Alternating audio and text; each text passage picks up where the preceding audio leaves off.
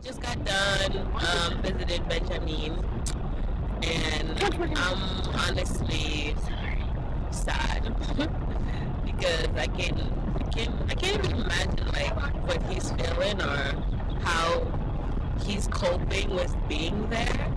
In the summer of 2010, one of our friends at the Gandhi Brigade, Benjamin, went missing. After several days of not knowing what had happened to him, we discovered that during a routine traffic stop, Benjamin, a passenger in the vehicle, was forced from the vehicle and interrogated about his immigration status by local police. Without any criminal charge against him, he was transferred to a detention facility nearly 3 hours away from his home. As we tried to help our friend, people in the community began telling us that this was a common occurrence and was the result of a policy between police and the corrections department called Secure Communities. Within 3 weeks, our friend was deported, and we were determined to get to the bottom of this issue. No secure communities! No secure communities! No secure communities! No secure communities! El pueblo unido jamás será vencido. El pueblo unido Jamás será vencido. Immigration enforcement has changed quite a bit. We now have programs like Secure Communities and the 287G program, which basically provides the tools or training for local cops to enforce immigration law or to be part of that process of identifying someone who is undocumented.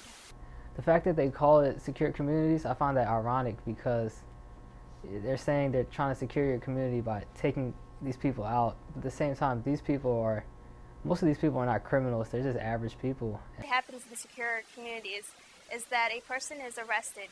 When they are taken into custody, their fingerprints are matched against an FBI database and an immigration database.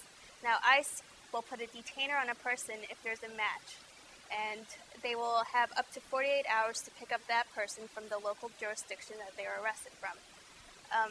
Now, the government says that it wants to prioritize who is being detained.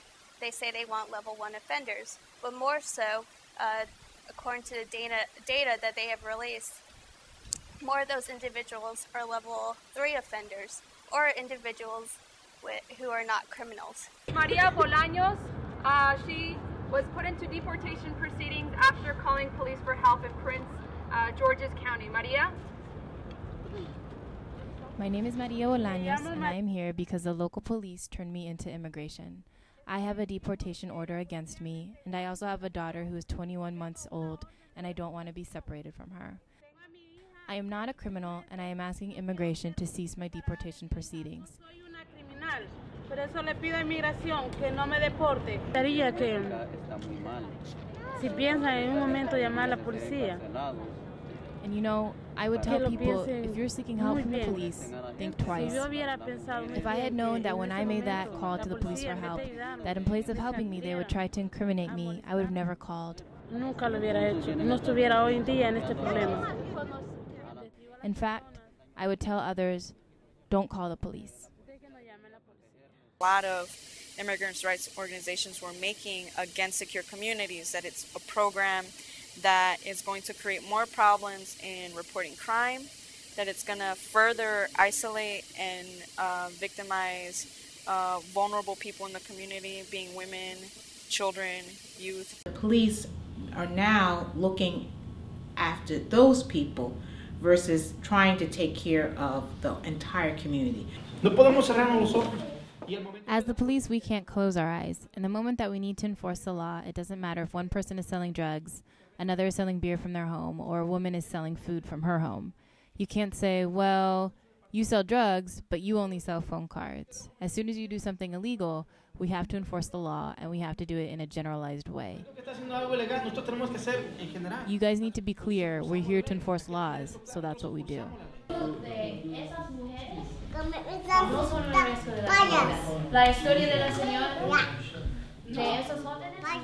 The story of Ms. Bolaños and the youth demonstrate that most of these people aren't doing anything. Why is it that 77% of the deportations from this county are people who haven't committed any crime? Their charges were all dropped. That signifies that police officials in this county are arresting people without any viable reason. This rate of non-criminal deportation is higher than the state of Arizona and Prince William County, Virginia. My parents were deported last year. I can remember it so vividly. of how my father was snatched away right in front of our eyes in August of 2008.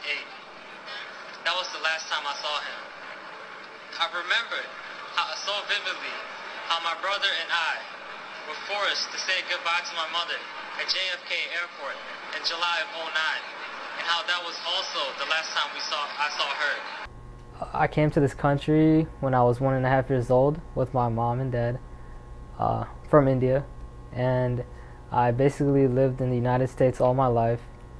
I grew up here, I went to school here. What's interesting about the issue of immigration with young people is that the aspect of choice is not always there, but they're still treated as having made this choice to come to the United States. America is the only country I know, and the government was basically telling me that you're going to have to leave, go back to a country that you've never lived in before.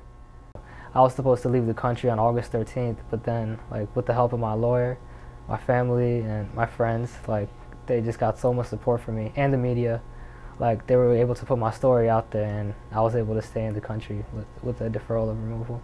And, like, from childhood, I've always dreamt about going to school, graduating from high school in the United States, like, working hard, and I actually did do that. I graduated, and I always dreamt of, like, getting a scholarship, going to a good university, and, like, I did achieve all that, but then, like, because of my status, I couldn't do any of it.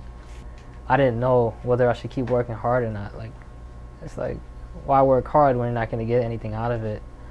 But then, like, I just kept pushing myself, and I basically did it for God, because I said, if God gave me the challenge to be able to do well in school, like, I should use it for Him.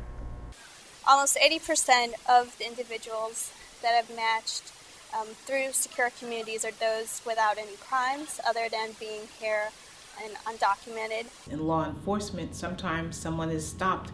A police officer may tell that person, your tail light is out. And that results for a U.S. citizen, that would be a fine or a warning even. But for someone who is here without proper documentation, that can often mean deportation.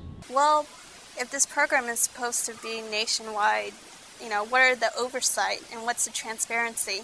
Part of the problem that we're seeing with this new wave of deportation-focused immigration enforcement is that it's really focusing on separating families. I mean, who do you go, who's responsible for racial profiling complaints? You know, is it the local department, the local police department that's doing it, or is it the government? And for me, that thought of just moving back to India was scary. Because at heart, like, I just feel like I'm American. Mis próximos pasos serían que no me, el primero que no me deportaran, estar siempre con mi hijo y salir adelante y luchando. Igual que se regresaría a su casa, que vería a su hijo crecer y lo educaría. There were so many things that I wanted to do. I really just wanted to have a normal life with a family and a home. I even wanted to go to university and had planned to enter in the fall.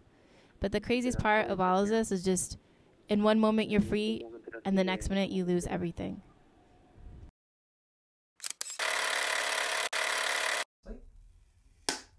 Opportunity. Cool. Progress. People. Interesting. Community. Freedom. Expression. Mom. Home. Family.